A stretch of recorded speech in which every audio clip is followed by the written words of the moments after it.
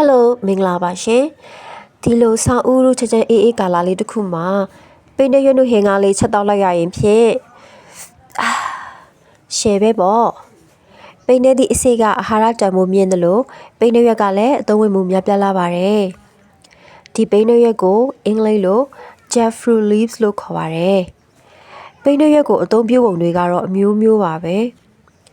အိန္ဒိယမှာအရန်ကိုနာမည်ကြီးတဲ့မနက်ခင်းအစားအစာတစ်ခုဖြစ်တဲ့ကိုစုခတိုင်းကိုပြုလုပ်တဲ့နေရာမှာဆိုရင်ပိနှုတ်ရက်ကိုကတော့ပုံစံလေးလုပ်ပြီးမုံတွေထဲကပေါင်းပါတယ်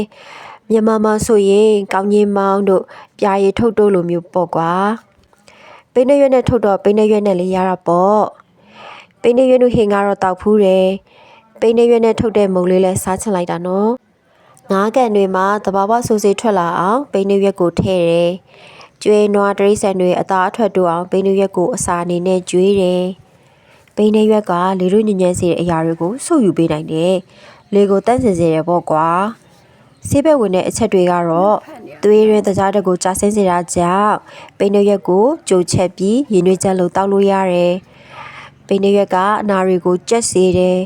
တဘာဝလောင်စာစီအတွက်အရေးမြင့်တစ်ခုလည်းဖြစ်တယ်